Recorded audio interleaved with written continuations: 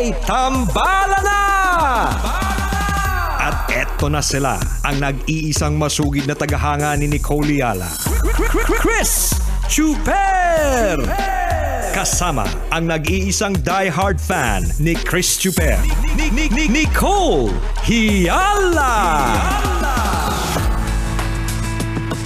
Mula sa Mahiwagang Burnay, ang kwento.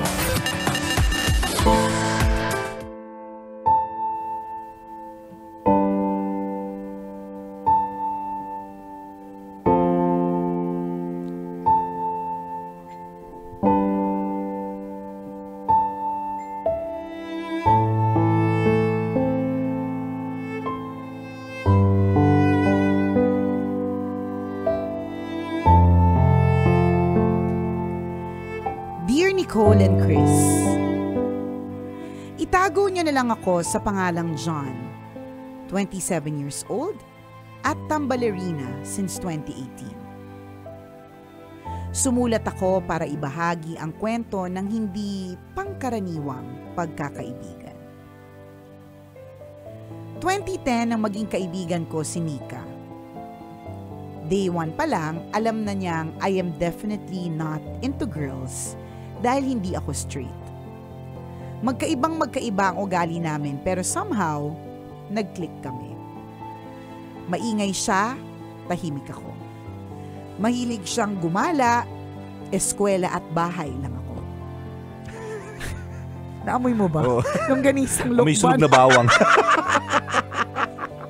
Amoy ano? Amoy alimuong. Ang lakas ng digay. Digay manginginom. Halatang uminom kagabi. Amoy sisig. Amoy pulutan. Amoy pulutan. Magkaiba ang ugali namin pero somehow nag-click kami. Maingay siya, tahimik ako. Mahilig siyang gumala, eskwela at bahay lang ako. Sa loob ng 12 taon, magkasama kami sa hirap at ginhawa, sa lungkot at saya. Hindi pwedeng matapos ang isang araw nang hindi kami nag-uusap. Minsan, inaabot kami ng 8 oras sa telepono. Madalas din kaming lumabas. Sa sobrang closeness namin, pinagseselosan ako ng mga naging boyfriend niya. Kaya kapag may boyfriend siya, ako na ang umiiwas. Sa totoo lang, kontento na ako sa setup namin kaya hindi ko naisip na humanap ng partner. Pero one day, habang nanonood kami ng sine, sabi niya, kapag 25 na daw siya at hindi pa kasal, kami na lang daw ang magpakasal. 24 years old na kami noon. I felt awkward. Totoo na I may have treated her na parang may relasyon kami, pero simula pa lang, malinaw sa aming dalawa na magkaibigan lang kami. Hindi ko siya kayang mahalin nang higit pa sa kaibigan. Simula noon, dumistansya ako sa kanya. I muted her sa social media. Hindi na ako sumasama kapag nagyayaya siyang lumabas. Hanggang unti-unti, nawalan kami ng komunikasyon. Mahirap kasi sa loob ng 12 years, sanay ako na araw-araw ko siyang kausap. Tiniis ko yon kasi parehas kaming tumatanda. Natakot ako na baka dahil sa nabuo naming pagkakaibigan, hindi na niya maisip magpamilya. Ayokong mangyari yun sa kanya. Isang araw nabalitaan ko na buntis na siya at malapit nang magpakasal. Alam ko na dapat ako maging masaya dahil ito naman yung gusto ko for her. Pero nasaktan ako ng bongga. Nahirapan akong tanggapin na masaya siya without me. Nagme-message siya sa akin habang buntis pero bihira naman akong sumagot. Sa ngayon, 1 taon na kaming walang communication. Ninong naman ako ng anak niya pero connected na lang kami sa social media accounts namin. Finally, natutunan ko na maging masaya para sa kanya. I am glad na she is happy sa kanyang married life. At sana isang araw, makahanap ulit ako ng kaibigan na katulad niya. Thank you Nicole and Chris sa pagbasa ng sulat ko. Ang inyong tambalanista, John.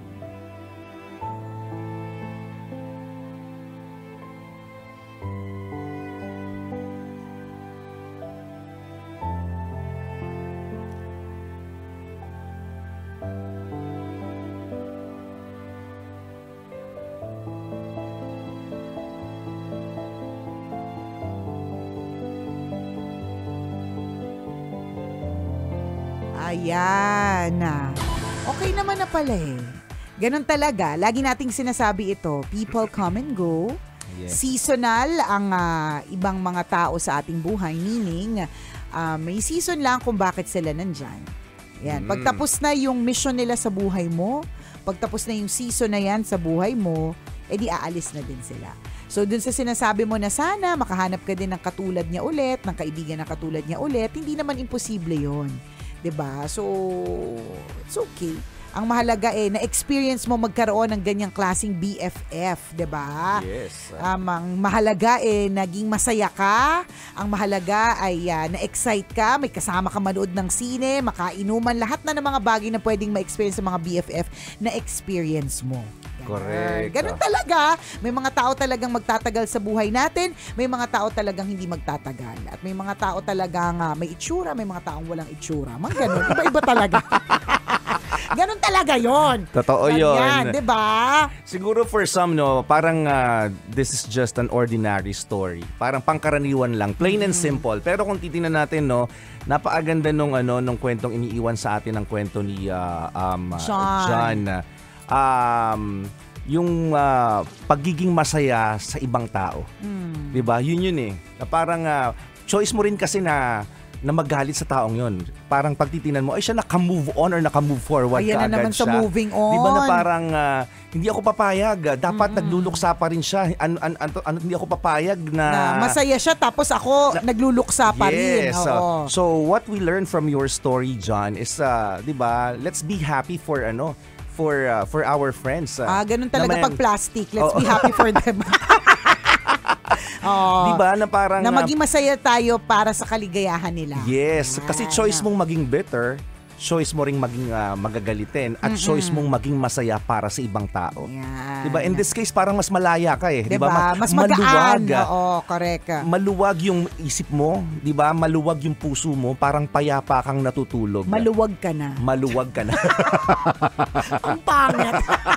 Maluwag ka na, John. Diba? Oo. Ang gaan ng story mo eh. Correct. Plain and simple, pero may lesson palang iniiwan sa atin. Meron palang sinasabi. At yun yung sinasabi din natin na kapag ka pala ikaw talaga yung matagal mag-move forward, matagal mag-move on, matagal mag-forgive, Yes. 'di ba? Ikaw pala talaga yung nagdadala ng sakit. Totoo. Kasi yung kabilang party, may ibang buhay na eh. May ibang Bagong buhay buhay na. masaya na, 'di ba? Nangyari yan eh. Parang and it happens to us. Pero then again, katulad nga ng napag-usapan na natin in the past, partner, na hindi mo naman din mapipilit. Kung ito yung kung gustong namnamin ni John at ninamnam niya yung lahat ng emosyon na sumama yung loob niya, nagtampo ka, nalungkot ka, ganun talaga. May mga proseso talagang magaganap para mas ma-appreciate mo yung pagiging maluwag. Ay, ano ba yun? Kailangan mo maging masikip para maging maluwag. ma-appreciate. Ano Masarap ba? maging maluwag? Hindi. Minsan masarap maging masikip. Ano ba? Hindi, di ba parang paano mo ma-appreciate ang happiness or ang tamis kung hindi mo naman na-experience o nadamdam yung pait. Kumbaga parang mas masaya ngayon yung pakiramdam mo kasi naramdaman mo yung kasikipan ng kalooban, yung kabigatan ng nararamdaman kasi nga hindi ka maka-move on. Pero isang araw na naka-move on ka, yung truly happy ka na for her, di ba ang sarap sa pakiramdam? Diba? So, ganyan talaga. So, ganyan po. Pag may mga kaaway po tayo, may mga kagalit po tayo, damdamin natin, iproseso natin. Kailangan din natin maramdaman yun para hindi naman maging matigas yung puso natin. Ganyan. Pero eventually, marirealize mo kapag ka naka-move on ka na, kapag ka dumating ka na sa stage na okay ka na at na okay ka na, mas masarap pala sa pakiramdam yung okay ka na. Yung na-let go mo na, yung nailabas mo na. Kasi Maluwag na? Maluwag na. Ano ba yun? Parang ang dami kong naiisip. Kasi naman itong si Jency may pinakita sa akin bago mag-start yung tambalan. Iba tuloy yung naiisip. Iba yung naglilinger sa isip mo yun na maluwag. Kaya At na saka naman masikip. May pinakita kasi siyang video. Share the link Yung- naman. Mamaya. Ito na, naisip ko maluwag, masikip, lumabas. Doon tuloy na. Doon Nagpaikot-ikot sa talaga- masikip Oo, at yung maluwag. Yung utak ko eh. Pero tama Oo. yun doon. Ikaw yung magbe-bear ng burden kapag ka Yes. ikaw yung may hatred sa puso. Na-mention niya ba kung ilang months? Di ba parang may na-mention siya ilang months or year, parang 4 years or 3 years later. Invento to. Basta may timetable siyang nabanggit. Yan, 1 year. One Sabi niya, year. 1 year na kaming walang communication. Ninong naman daw siya. Oo. Ganyan, pero connected sa social media accounts. Pero finally, natutunan ko maging masaya para sa kanya. Yan. So, di ba, parang 1 year. Sa kanya, 1 year. Yun yung Oo. timetable. Isipin mo kung after 1 year, ngayon may galit ka pa. After 1 year, nagluluksa ka pa rin, umiiyak ka pa rin. Yan. Di ba? Hindi magandang lesson na itinuturo sa sarili. In this case, after 1 year, natutunan niya ng tanggapin na Finally. nawala sa kanya ang kaibigan niya. Correct. At meron na siyang panibagong buhay. At ikaw Diba? din, See? ibig sabihin, makaka-move forward ka na din, na ibig sabihin, ito nga sabi niya, Yes. sana makahanap ulit ako ng kaibigan na tulad mo. Yun. And alam mo, napakaraming plot twist sa buhay. Minsan may mga hindi tayo expected na people who will come in our lives na parang feeling natin, kung kailan pa ako naging matanda, saka pa pala ako nakakita ng tunay na Mas kaibigan. bata. Ay, Ay, ano ba? Ano na ba yung topic? Kung kailan ka nagkaroon ng asim, saka naman Oo, sila dumating. Correct, di ba? Kung kailan ang tanda mo na, saka na daming nagkaka-crush sa'yo. Ano ba? Ano na yung topic? Mali, iba. Kung kailan Kung kailan ka tumanda, tumanda, saka ka nakahanap ng tunay na kaibigan. Yes, May mga yes. ganon. O kaya yung mga, akala mo mga kaibigan mo nung bata ka, yung mga kaibigan na magtatagal, yung pala hindi. Kung kailan ka tumanda, saka ka naging mahilig sa bata. Ano? Mali ba? Mali. sa bagay, yung iba mga bata, mahilig din naman sa matanda. May kakilala ko. Iba na pala. Iba na yung topic. Octopus talaga tayo, Park. Ang dami nating galamay. Ang dami Ganon. nagsusulputan Ang mga dami. topic. Diba? Pero totoo, minsan, kung nagugulat ka na, akala ko hindi pa ako makaka-earn ng new friendship at this age. Diba? Pero, magugulat ka na, ay, plot twist. Akala ko yung mga kaibigan ko dati, nung bata pa ako, na naging kaibigan ko hanggang pagtanda, yun na yun. Yung pala meron kang magiging mas kaibigan kung kailan half part of your life. Kung kailan you are in your 40s, 50s, or 60s.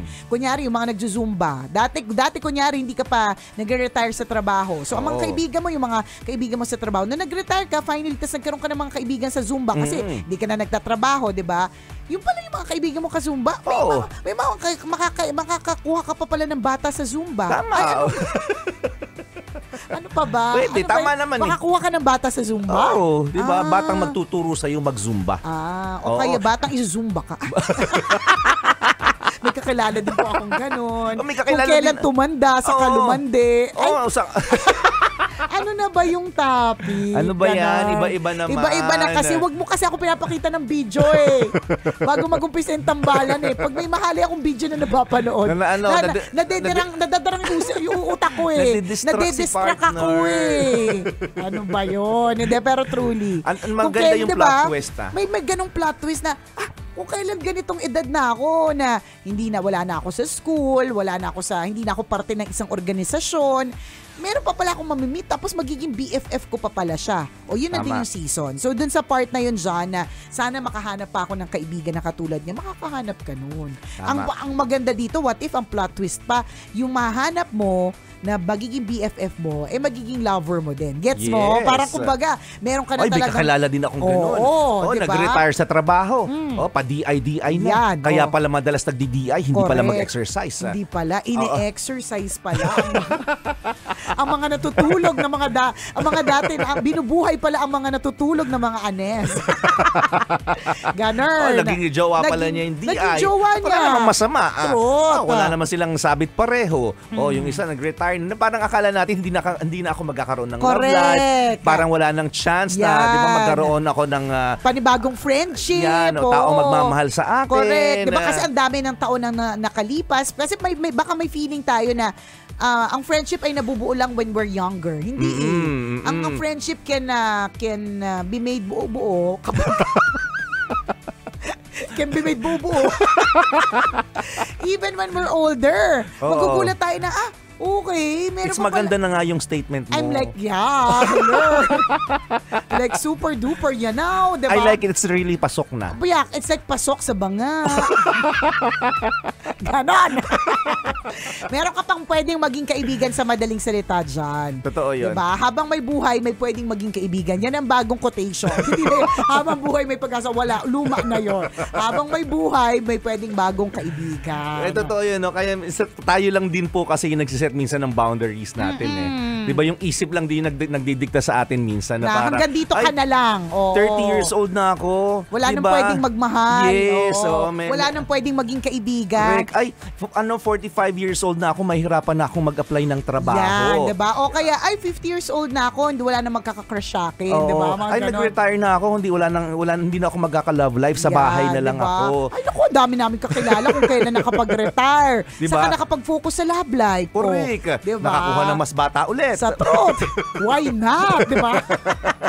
At yan yung nakaka-excite doon. Yun yung plot twist. May mga plot twist sa ating buhay na nakaka-excite. So maging open tayo doon. At hindi tayo magiging open sa ganyang klase mga plot twist kung hanggang ngayon meron ka pa rin bigat, hatred na nararamdaman. Yes, kung hanggang ngayon hindi ka pa rin nakaka-move on. Sa true, lalo at walang halong eklavu. Kaya move on na po tayo kahit hindi madali. Go, go, go! Kaya natin yan!